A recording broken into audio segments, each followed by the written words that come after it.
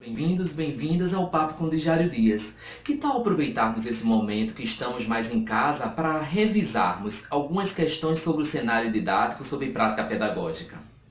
E o tema de hoje é sequência didática. Mas antes, solta a vinheta.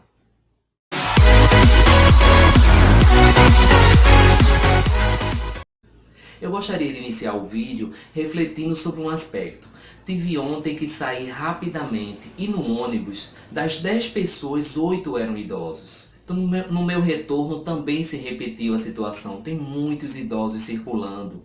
Então, pais, filhos, vem aqui o meu apelo, né? Conversem, conscientizem, deem apoio a esses idosos, a esses senhores e senhoras para que não circulem. Se você conhece também algum idoso que mora sozinho, que não tem parentes próximos, também dê apoio, pergunte se eles precisam de algo, de comprar algum remédio, algum alimento. Esse é o momento de união para vencermos essa crise, essa situação tão séria no nosso país e no mundo. Então fica aqui o meu apelo. E voltando aqui para o tema de hoje, sequência didática. Pensar em sequência didática é pensar na minha formação inicial, pensar na minha prática pedagógica. É uma modalidade que eu gosto muito de organizar, de refletir com meus alunos em sala de aula. Então, eu já tinha comentado em vídeos anteriores que eu participei de um projeto de produção de sequências didáticas que resultou na publicação desse livro. Inclusive esse livro está livre para download, depois eu vou passar o link para vocês. E tive como arcabouço teórico para a organização dessa sequência didática as orientações do grupo de Genebra, de estudiosos de Genebra, como Doss, Noverhais, Chineu Li. Esses autores conceituam sequência didática da seguinte forma. Observem.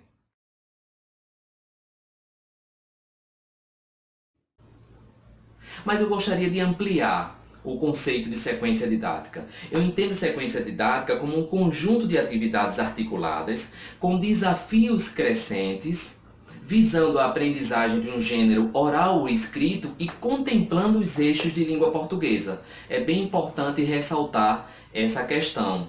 Por exemplo, se você vai ensinar o gênero fábula, você vai pensar em atividades de leitura, de escrita, de produção oral e de análise linguística envolvendo o gênero fábula. Pensar em sequência didática é pensar em atividade de aprendizagem e de avaliação. Então, nesse contexto, Lucchesi aparece com as 3 etapas da avaliação. A primeira etapa é o diagnóstico, para avaliar o que o aluno sabe e o que precisa saber. A segunda etapa é a análise dos dados desse diagnóstico, análise comparativa, para decidir que aspecto do gênero textual será ensinado, por exemplo. E a terceira etapa é a etapa da ação, é a etapa do planejamento, o planejamento dos módulos de sua sequência didática. O objetivo de uma sequência didática é o domínio do gênero textual. E também para que o aluno domine as situações de comunicação que envolvem esse gênero. Para tanto, o grupo de Genebra, Noverhais, Chineu Li, Doss, produziram um esquema que ajuda na organização dessa sequência didática. Observem.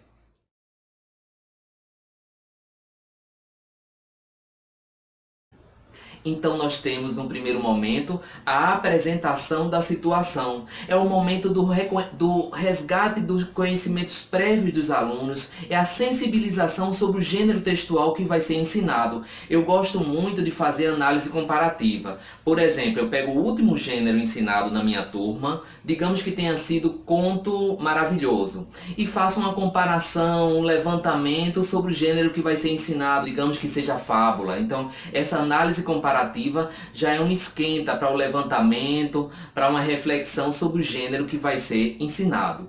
Depois nós temos a produção inicial, que faz uma relação direta com a ideia de Lucchesi, que é o diagnóstico inicial, para sabermos o que o aluno já sabe e o que ele precisa saber sobre o gênero textual. É um momento bem importante. Depois vem Lucchesi enfatizando o segundo aspecto, que é a análise desses dados, dessa avaliação inicial, dessa avaliação diagnóstica, para observar que enfoque do gênero vai ser ensinado. e depois é a tomada de ação. É um momento em que eu organizo os módulos, né, baseado nessa avaliação, baseado em toda essa reflexão inicial. Depois nós temos os módulos. Os módulos são pequenas oficinas sobre o gênero textual. Digamos que o objetivo é ensinar a fábula. Então eu tenho um módulo que eu vou refletir questões de análise linguística relativas a uma fábula, o adjetivo, a função do adjetivo, a função do advérbio, a questão da pontuação. Então eu faço um módulo, ou seja, uma oficina.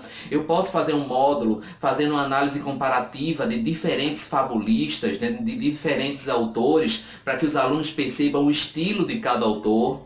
Eu posso também fazer um módulo analisando a moral da história de cada fábula. Então os módulos, nós apresentamos apenas 3, mas os módulos dependem muito do seu contexto. Então essa produção vai depender do movimento de aprendizagem do seu grupo. 3, 4, 5. E o último é a produção final. Essa produção final envolve a escrita, no caso, a escrita da fábula, revisão, reescrita, e que esse material ele tenha outros interlocutores que não sejam só os colegas da turma e o professor. Se foram produzidas fábulas, por que não organizar um livro e socializar isso com outras turmas, até com outras escolas, né? Que a ideia também de uma sequência didática, sobretudo do módulo final, é que esse texto tenha, né, cumpra essa função real, é que outros interlocutores tenham acesso a esse material, né? É que as condições de produção sejam contempladas na sua sequência didática, ou seja, o que vai ser produzido, para quê, para quem, tudo isso é extremamente importante. É importante produzirmos atividades para os nossos módulos numa perspectiva construtivista. Isso mesmo, que o aluno descubra questões relativas àquele gênero, pesquisando, debatendo, comparando, visando a formulação e verificação do funcionamento da linguagem. Nessa perspectiva, eu gostaria de ressaltar, de resgatar, na verdade, uma fala de Mikhail Bakhtin.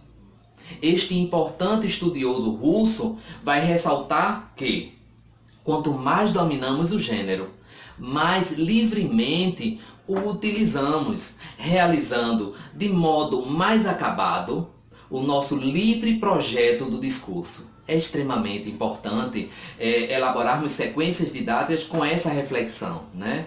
Atividades com um viés crítico reflexivo.